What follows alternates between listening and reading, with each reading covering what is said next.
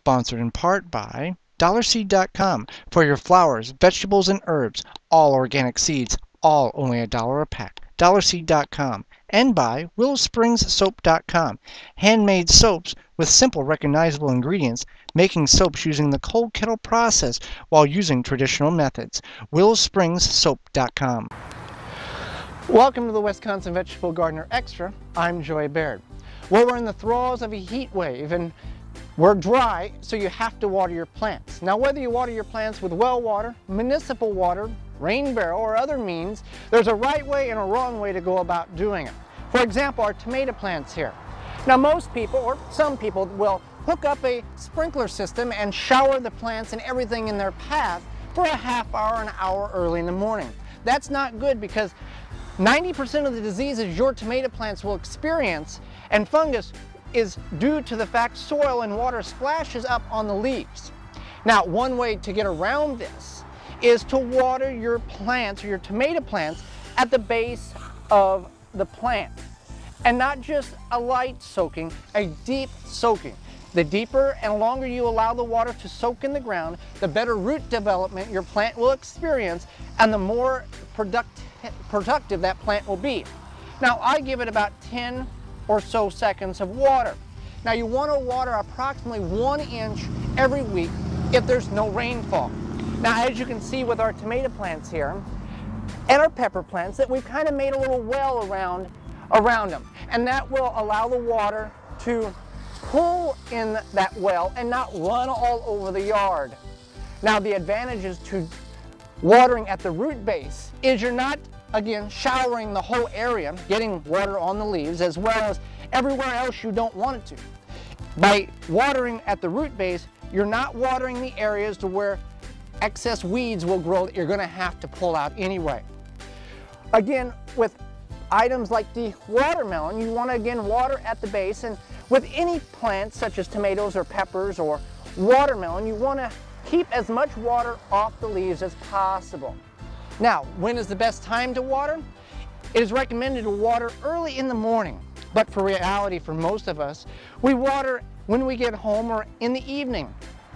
And that is fine if you can keep the water off the leaves of the plant, because that's just like you going to bed wet. It's very uncomfortable, and it actually for the plant will increase the chances of picking up a disease or fungus on the leaves, which will stress the plant out.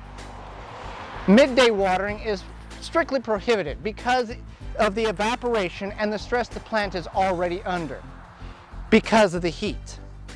So when you're watering items such as bush beans, where you have a lot of foliage and little cover to get to the soil, with these seedlings here, we can water, and the garden is slightly slanted that way anyway, so it will run down.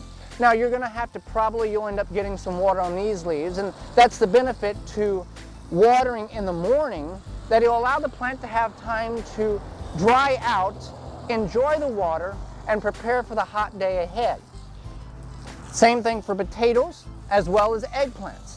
Now, for something like leaf lettuce, I will go ahead and I will water the leaves and the Swiss chard back there. I will just go ahead and water everything, the leaves and the whole deal. I don't see no issue with that it's going to hurt anything. It's not like tomatoes where it's going to cause fungus on the lettuce. For the short life the lettuce is going to grow. Same thing with onion bulbs or leeks. Just go ahead and water the whole thing. Not going to hurt anything from our experience that we have found. So just a couple of ways to water the right way so you get the best results out of your plants in your garden.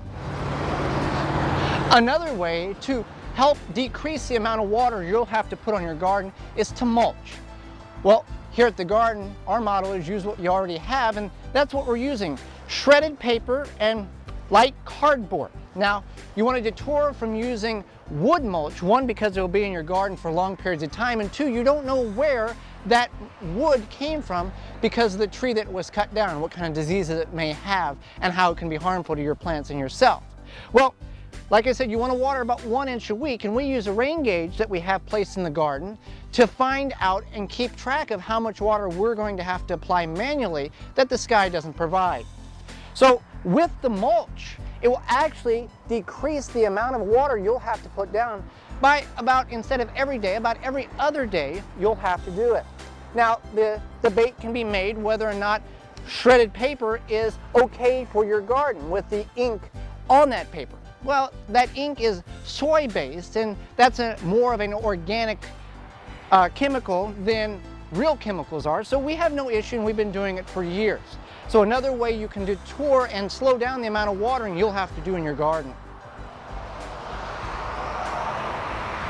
Whether you're watering in the garden or in a container, you want to thoroughly soak your soil so the roots have adequate moisture on these extremely hot days.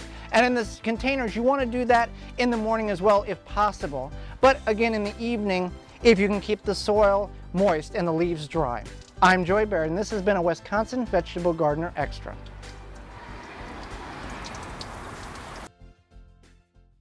For more organic gardening, visit the WisconsinVegetableGardener.com.